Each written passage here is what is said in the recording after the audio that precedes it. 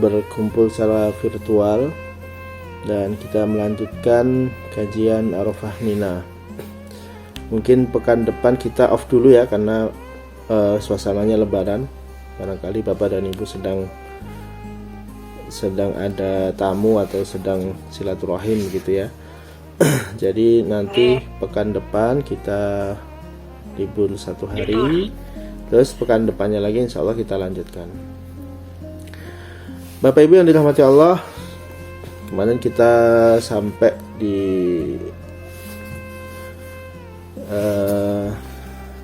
bahwa Rasulullah Shallallahu Alaihi Wasallam itu diutus kepada manusia dan jin, kepada seluruh makhluk, baik itu manusia maupun jin. Nah, jadi umat Rasulullah itu tidak hanya kita, tapi juga ada dari kalangan jin. Bismillahirrahmanirrahim. Faman balaghahu hadzal Qur'an min arabin wa ajamin wa aswada wa ahmar. Jadi Quran ini untuk kaum aswad itu hitam, kita ini aswad ya, manusia. Wa ahmar, dan yang terbuat dari api, jin. Wa insun wa janun fa huwa nadhirun lahu. Walihada qala ta'ala wa may yakfur bihi minal ahzabi fannaru maw'idu. Barang siapa yang kufur dan semua sekutu-sekutunya, maka fannaru maw'idu, mengingkari Al-Quran itu neraka baginya.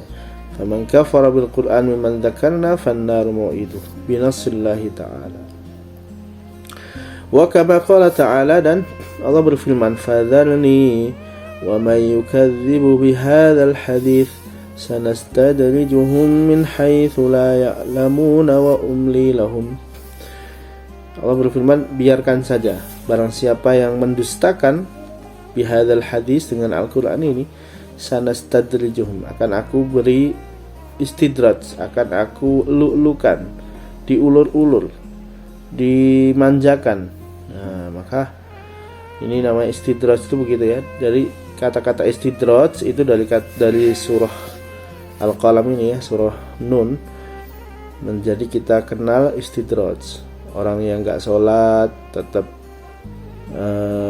rezekinya bagus.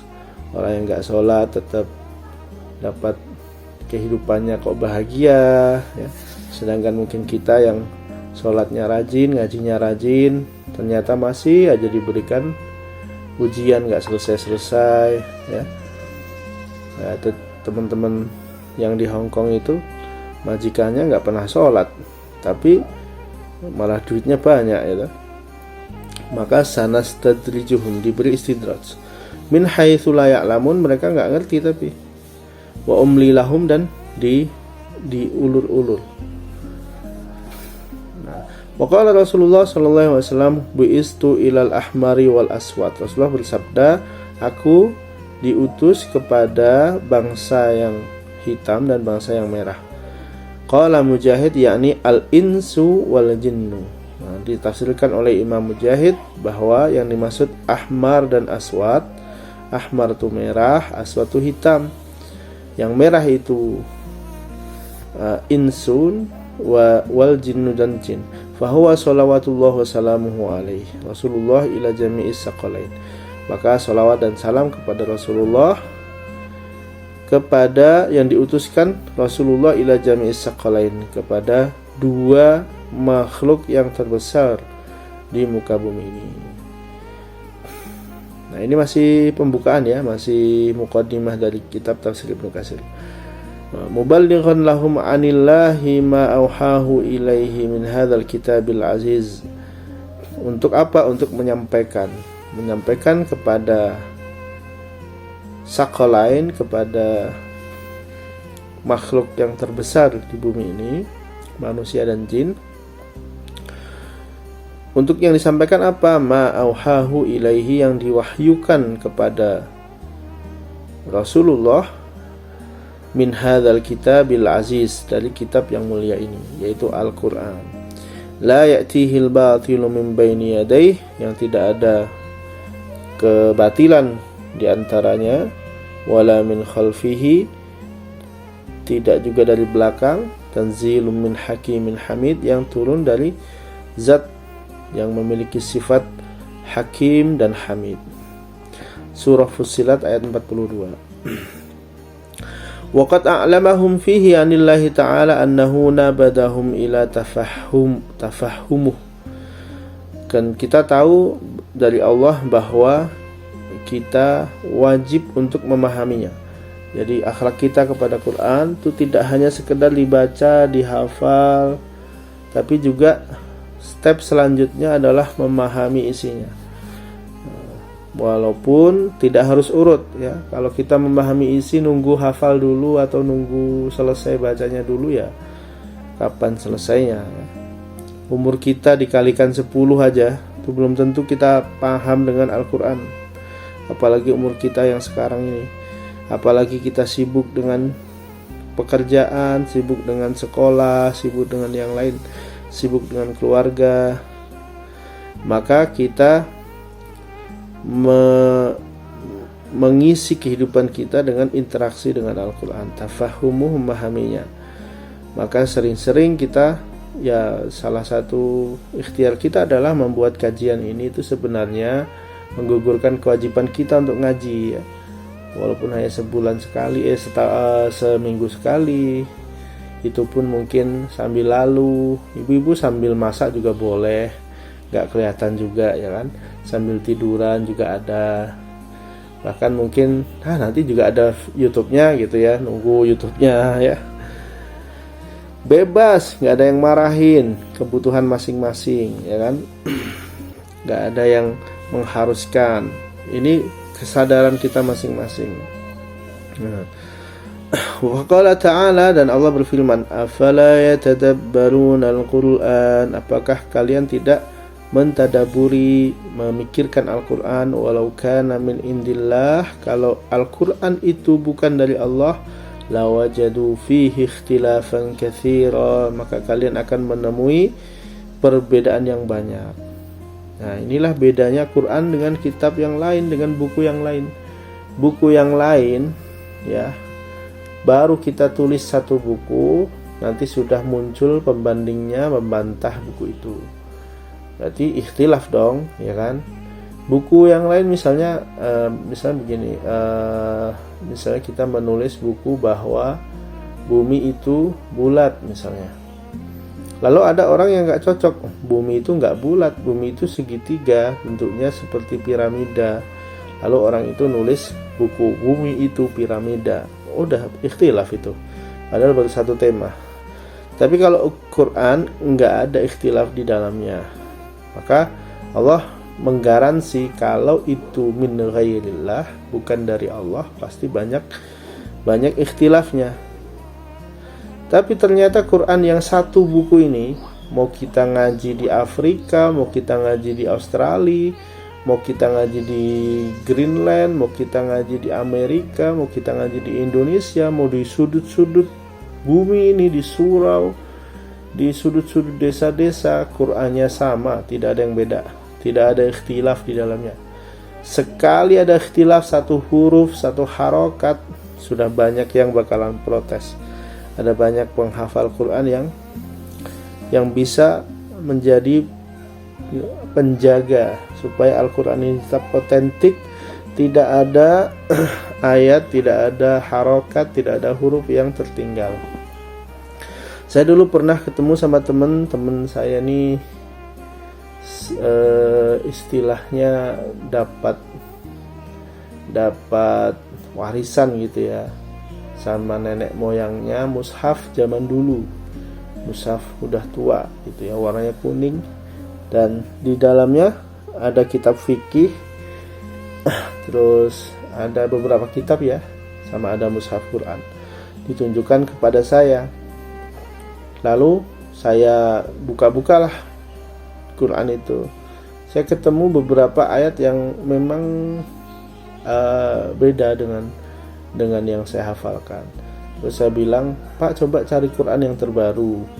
Terus dikeluarkanlah tuh Quran terbaru, ini ada satu kata yang kurang ini gitu ya, baru dibuka, dicocokkan, oh iya benar ada satu kata yang kurang, maka bapak jangan pakai Quran ini, saya bilang gitu, walaupun ini mungkin peninggalan mbah atau itu tulisan tangan, itu yang benar tulisan tangan luar biasa. Orang dulu itu kalau saking nggak ada percetakan ya, tapi kita tetap menghargai upaya ulama terdahulu ya. Mungkin namanya orang hafalan bisa kan kurang satu kata, kurang satu huruf, makanya ada lembaga lajnah pentashih Al-Quran, tujuannya untuk itu. Kalau hanya berdasarkan hafalan satu orang kan bisa salah huruf, salah kata, tapi ada lajnah itu, jadi isinya penghafal Quran banyak. Untuk apa? Untuk ngetes, mengoreksi ada nggak kesalahannya. Kira-kira ada 10 orang atau 15 orang yang menghafal Quran, kemudian melihat satu mushaf, insya Allah itu lebih sahih, kan begitu. Nah itulah bedanya Quran dengan yang lain. Kalau itu bukan dari Allah, pasti ada ikhtilafan katsiro.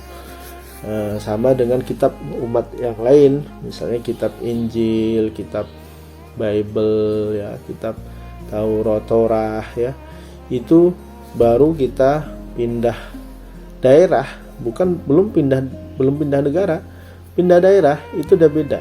Makanya mereka juga ininya beda-beda ya, ada Kristen Jawa, Kristen Batak, Kristen apa misalnya gitu ya. Misal kalau kita ngomong bahas agama Kristen gitu ya, tentu yang Jawa dengan yang Batak beda dong bahasanya. Itu sudah ikhtilaf besar dan tidak disertai dengan kata-kata aslinya. Bahasa Ibrani beda dengan Al-Quran. Al-Quran mau diterjemahkan ke bahasa apapun, kata aslinya masih ada. Kalau Bapak dan Ibu berkesempatan ke Baitullah, itu kan ada rak yang spesial, itu isinya terjemahan semua dalam semua bahasa di dunia. Ada bahasa bahasa Prancis ada, bahasa Inggris ada, bahasa Kanton juga ada. Saya pernah lihat juga terjemahan Kantonis, itu juga ada. Bahasa ini bahasa Thailand ya, bahasa Thailand juga ada. Nah, yang bisa kita baca apa kalau yang diterjemahan itu? Satu, bahasa pemersatunya yaitu bahasa Arab, karena tidak mungkin teks Arabnya tidak ditulis. Itulah bedanya kitab kita dengan kitab agama yang lain. Agama yang lain, entah itu teks aslinya kayak apa udah nggak jelas. Begitu udah sampai Indonesia, semuanya jadi bahasa Indonesia. Itu udah memungkinkan ikhtilaf. Karena apa? Karena bahasa itu berkembang. Bahasa itu berkembang. Tentu nanti kalau, dan ini banyak ketemu kan kalau kita pas lagi diskusi antar agama itu, bahasa tahun misal cetakan 40 dengan cetakan 2020 itu pasti beda. Nah, kalau Quran nggak bisa begitu. Saya sampaikan dulu iwajang qayyimah, nggak mungkin geser. Kalau toh yang bergeser terjemahannya atau tafsirnya, tapi Qurannya tetap kata-katanya itu tidak bergeser, tidak berganti. Ini memungkinkan Al-Quran untuk selalu otentik, tidak bisa berubah-berubah sesuai dengan zaman yang berubah, bahasanya berubah, kemudian isinya jadi berubah, kan begitu. Kemudian Allah juga berfirman, wa qala ta'ala kitabun anzalnahu ilaika mubarakul liyadabbaru, kitab yang kami turunkan kepada engkau wahai Muhammad, mubarakun diberi keberkahan, liyadabbaru untuk kalian mentadabburinya, ayatihi ayat-ayatnya, waliyatadzakkar dan untuk mengingatkan siapa ulul albab, mereka yang memiliki akal. Surat Shad. Wa qala ta'ala afala yatadabbaruna al-Qur'an am ala qulubin aqfaluha, apakah kalian tidak mentadabburi Al-Qur'an atau hati kalian tertutup. Surat Muhammad. Jadi memang Al-Qur'an ini bukan hanya sekadar bacaan, tapi setelah dibaca, dipahami, kemudian baru kita amalkan. Itulah kewajiban kita. Fal wajibu 'alal ulama al-kashfu an ma'ani kalamillah, maka kewajiban untuk ulama adalah mengkasyaf, membuka apa yang dibuka, ma'aniya kalamillah, makna-makna kalimat Allah, wa tafsiru dzalika, dan tafsirnya, wa talabuhu min madanihi, dan mencari isinya, wa ta'allamu dzalika wa ta'limuhu, wa ta'alluma, mengajarkan, wa ta'limuhu, dan mempelajarinya, kama qala ta'ala, wa idh akhadallahu mitsaqal ladzina utul kitaba la tubayyinunahu lin-nasi wa la taktumunah fanabadhuhu wara'a dhurhim washtaru bihi thamanan qalila fabi'sa ma yashtarun. Jadi kewajiban untuk ulama, kewajiban para dai untuk apa? Memahamkan umat tentang Al-Quran ini, seayat demi seayat, sebutir demi sebutir, ya, satu kata, mengajarkannya kepada umat. Itu kewajiban ulama, kewajiban orang yang punya ilmu. Maka ilmu yang baik itu adalah ilmu yang diajarkan, walaupun itu tidak banyak. Ya, sekarang alhamdulillah teknologi luar biasa ya. Kalau kita tidak bisa bertatap muka dengan ustadz, dengan ulama, kita bisa menggunakan Zoom. Kita bisa ikut kajian di mana saja tanpa kita keluar dari rumah. Tapi tentu keberkahannya beda gitu ya. Ada keberkahan di Zoom ini, jamaah Zoomiyah ini, tapi keberkahannya beda kalau ketemu ya. Ketemu itu vibes-nya itu sudah vibes Raudhatul Jannah lah, udah taman surga. Tapi entah kapan itu bisa kita wujudkan ya. Saya nggak ngerti ini nanti. Jaraknya jauh-jauh ini. Kalau yang Indonesia sih mungkin ya bisa lah ya, kita ketemu di mana gitu. Ini kalau yang Hong Kong ya berarti nunggu kalau ada waktu ke Hong Kong gitu ya. Entah piknik di sana apa gimana. Tapi itu semua kan tidak menjadi penghalang saat ini. Kita bisa belajar dari manapun, kita bisa bertalaki dari manapun, bertemu dengan ulama dari manapun, dengan fasilitas yang serba mudah ya. Semoga tetap ada keberkahan di dalamnya. Ini maka kewajiban untuk ulama untuk membuka makna-maknanya. Beruntung kita masih bisa ketemu dengan kitab-kitab tafsir yang sangat banyak sekali ya. Kitab yang kita bisa pelajari, kita bisa diskusikan. Nah, dengan kitab tafsir ini kita bisa mendapatkan apa sih sebenarnya maksud dari Allah untuk menurunkan ayat ini gitu ya. Dan wajib menyampaikan. Nah, kalau tidak ada kewajiban seperti ini, ya, bagi saya mungkin atau bagi ustadz yang lain ya mendingan habis subuh begini tidur ya kan, atau mainan HP ya, atau main game ya. Nah, kan lebih enak begitu, rebahan ya. Apalagi kalau nggak ada aktivitas, nggak ada kerja misalnya. Biasanya olahraga juga karena puasa nggak olahraga. Ya udah kelekaran aja kan enak. Tapi nggak begitu. Kita masih memandang bahwa sampaikanlah walaupun hanya satu ayat. Ya, walaupun sangat terbatas, ilmu kita tidak banyak.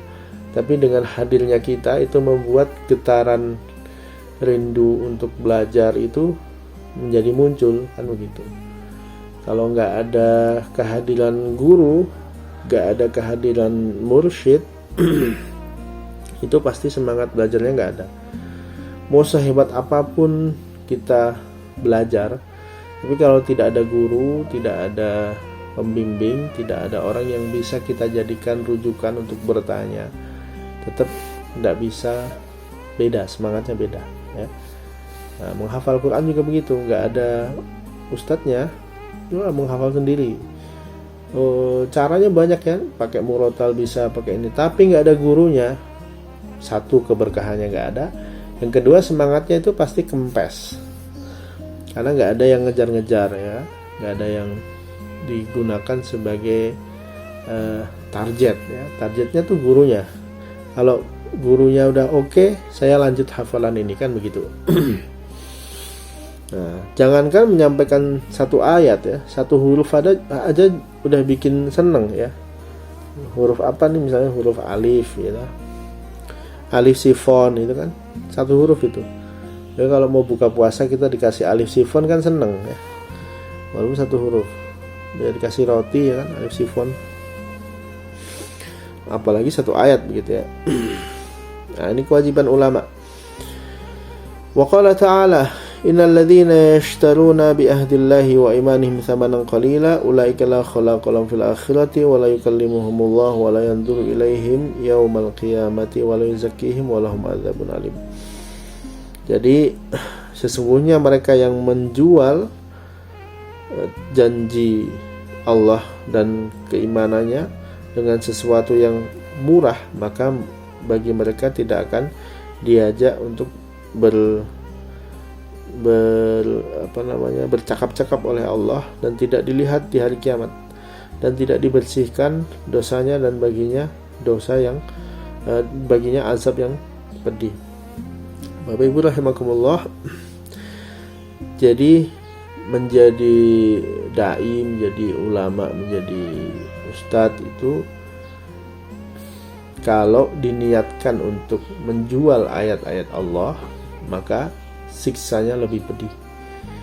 Jadi ketika kita saya menyampaikan sesuatu gitu ya, kemudian saya dalam hati saya kemudian berniat, wah aku kan udah menyampaikan ini, kamu bayar sekian dong gitu ya. Jadi ada harganya begitu ya. Nah, ini yang dihindari. Jadi yang nggak boleh itu menarif. Jadi menarif, misalnya ibu-ibu nih setoran hafalan nih, Pak Ustadz saya mau setoran, berapa halaman Bu? 2 halaman ya, 1 halaman 100.000 misalnya gitu. 2 halaman 200.000. Cepet kaya itu ustadznya. Tapi kan pasti nggak ada bahasa seperti itu. Saya yakin semua ustadz yang tulus ikhlas tuh nggak mungkin begitu. Nah, kecuali kalau itu lembaga ya. Kalau lembaga tentu ada operasionalnya, ada karyawan yang harus dibayar ya. ada mungkin tukang kebun yang harus dibayar ya, tentu harus membayar. Jadi begini, sudut pandangnya jangan salah. Sudut pandang ustadz menyampaikan, sudut pandang murid memberikan apresiasi. Jangan dibalik. Nah, dibaliknya begini, sudut pandang murid, sudut pandang santri minta gurunya ikhlas, sudut pandang kiai minta muridnya ngerti. Nah, itu beda. Paham ya kira-kira ya? Sama seperti dai ngisi pengajian nih. Dai ngisi pengajian itu dua pihak. Ada dai ustadz, ada penyelenggara atau takmir. Sudut pandangnya jadi jangan dibalik. Sudut pandang takmir, ngisi pengajian tuh harusnya ikhlas, jadi nggak usah dibayar, nggak apa-apa. Itu sudut pandangnya salah. Sudut pandang ikhlas adalah sudut pandang kiai, sudut pandang takmir adalah sudut pandang apresiasi. Jangan dibalik.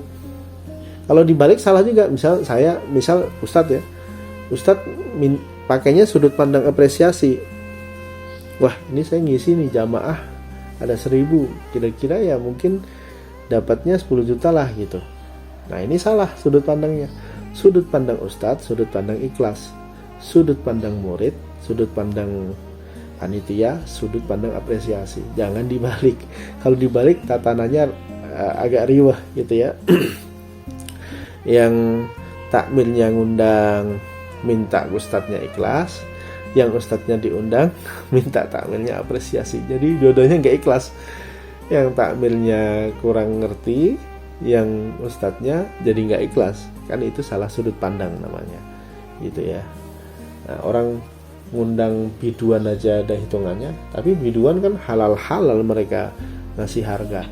Ya, kalau bapak dan ibu mungkin pernah ngundang opik atau ngundang campur sari misalnya, atau ngundang penyanyi, ngundang band, itu ada hitungannya per lagu sekian, per jam sekian misalnya gitu. Nah, sedangkan yang begitu aja kadang-kadang kita mau keluar. Nah, jadi sudut pandangnya begitu. Jadi sudut pandangnya jangan salah. Nah, begitu. Urusan ikhlas itu urusan ustadz, urusan apresiasi urusan panitia, begitu ya. Nah, maka tadi di ayat ini tuh yang dimaksud la tashtaru bi ahdillahi tsamanan qalila itu menjual ayat dengan sesuatu yang lebih murah. Contohnya itu tadi, Bapak Ibu saya udah nyampaikan satu ayat ya. Saya udah nyampaikan 10 ayat ya. Satu ayat 100.000, berarti Bapak dan Ibu bayar 10 juta, 1 juta gitu ya. Nah, ya nggak boleh begitu. Itu nggak boleh, apalagi keluar secara eksplisit gitu ya. Nah, terus kalau dai-dai yang menarif itu bagaimana Pak Ustadz? Menarif mereka bagaimana dulu nih? Kalau mungkin mereka menarif kayak misalnya operasional nih, mereka harus beli tiket, misalnya diundang ke Hong Kong, beli tiket. Kalau tiket udah disediain, akomodasi udah disediain, tim sudah dipikir, kan mungkin Ustadz punya tim ya, tim media, tim ini dan lain sebagainya, udah disediain, maka tinggal nanti ujrah Ustadznya dia nggak boleh ngasih angka. Nah, kalau pendapat saya begitu. Jadi misal mengundang Ustadz nih, bensin sekian misalnya, ya wajar aja kan, dia tetap harus, kecuali kalau dia dijemput. Kalau dia dijemput ya masalah. Tapi kalau Ustadznya berangkat sendiri berarti mohon maaf ya, bensin 500 misalnya. Kemudian saya ada tim saya biasanya sekali ini ada YouTube dan lain sebagainya, itu ya katakanlah 1 juta misalnya gitu, 1,5 udah itu aja kewajibannya. Untuk ustadznya itu kan kembali kepada panitia kan begitu. Nggak boleh kita juga ngomong untuk ustadznya 10 juta ya gitu ya. Itu tidak. Jadi jangan jadikan ustadz atau jangan jadikan dakwah ini sebagai profesi. Ini dakwah ini adalah kewajiban untuk kita, untuk ustadz. Dan juga jangan gunakan majelis taklim itu sebagai ladang bisnis. Itu ladang pahala, bukan ladang bisnis. Misalnya begini, ada ladang bisnis tuh, kita mengundang ustadz nasional supaya dapat infak yang banyak. Habis itu nanti panitia menjatah dirinya berlebih, ya itu nggak boleh. Kalau menjatah hanya sekedar uang pulsa, uang lelah, ganti bensin dan lain sebagainya, it's okay, tidak masalah. Tapi kalau tidak diterima itu lebih baik, gitu ya. Jadi itu Bapak dan Ibu, mungkin karena sudah jam 6 lebih, mohon maaf nih jadi ceritanya sampai mana-mana, semoga bermanfaat.